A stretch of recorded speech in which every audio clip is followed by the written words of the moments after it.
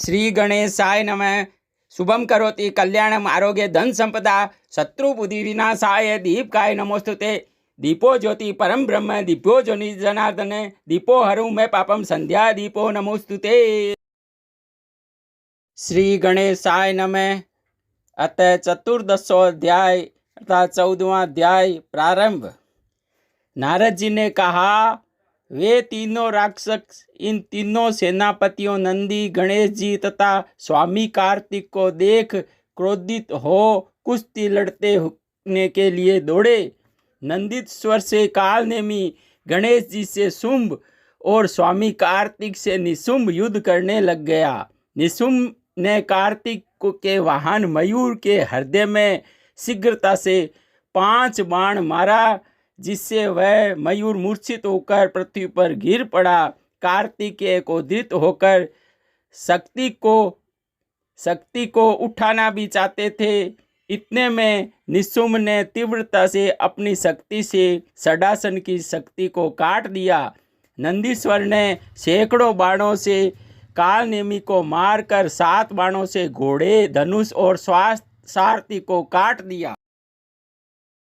क्रुद्ध कालनेमी ने नंदीश्वर के धनुष को काट दिया। नंदीश्वर ने उनके आक्रमण को रोककर त्रिशूल से कालनेमी की छाती में प्रहार किया।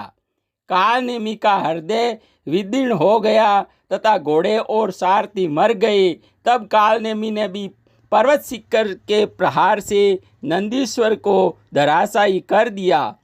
एक और रथ मूषक वाहन वाले श्री गणेश जी और शुंभ दोनों में युद्ध करते हुए परस्पर एक दूसरे पर बाणों की वर्षा करते हुए गुथ गए। गणेश जी ने शुंभ की छाती में बाण मार करके 3 बाण उसके स्वार्थी को पृथ्वी पर गिरा दिया।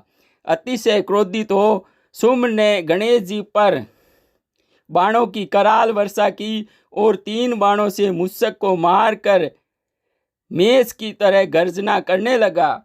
गणेश जी का वाहन मूषक बाणों से अति पीड़ित होकर चलने में असमर्थ हो गया तथा गणेश जी मूषक से उतरकर पैदल चलने लगे।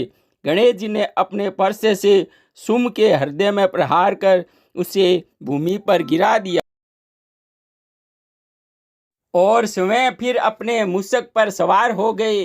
कालनेमी और निशुंभ ने यह दोनों भी एक एक गणेश जी को अंकुश से मदोमस्त हाथी के समान बाणों से मारने लगे। गणेश जी को कष्ट में देख असंख्य भूत गणों के साथ ले पराक्रमी वीरभद्र शीघ्रता से दौड़कर वहां आए। कुष्मंड, भैरव, बेताल, पिशाच और योगिनी गण वीरभद्र के साथ आए। तब सैनिकों के सिंह के समान कोलाहल तथा घरघर शब्द से पृथ्वी कांपने लगी।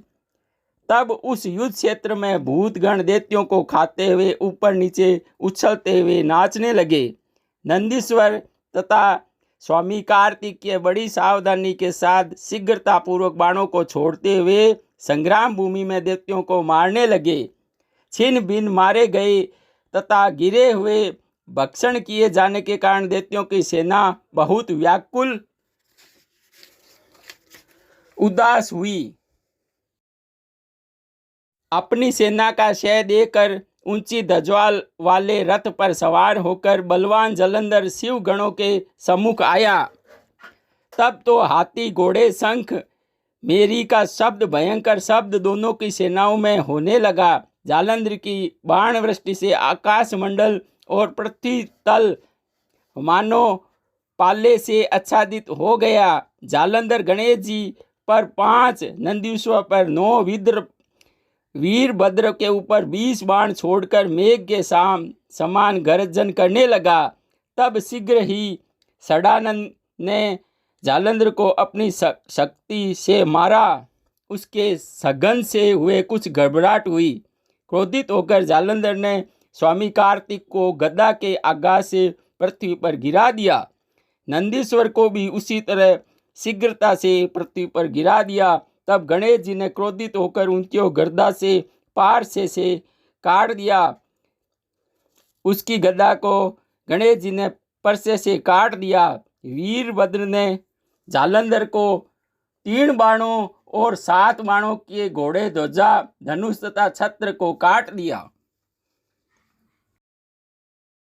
अब जालंधर ने अपनी अति प्रचंड शक्ति से गणेश जी को गिरा दिया और स्वयं दूसरे रथ पर चढ़ गया।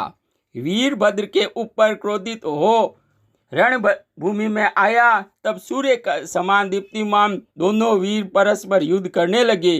वीरभद्र ने बाणों से उसके घोड़ों को मार गिराया।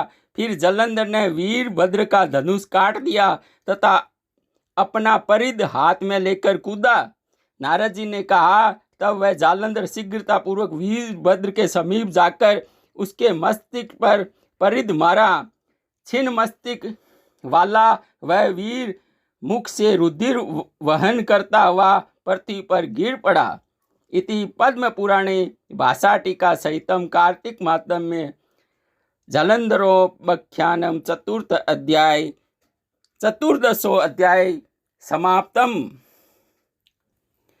हेलो भक्तजनों, वीडियो को लाइक, सब्सक्राइब तथा शेयर जरूर करें तथा घंटी का आइकन जरूर दबाएं, जिससे आने वाली वीडियो आपको तुरंत मिल सके।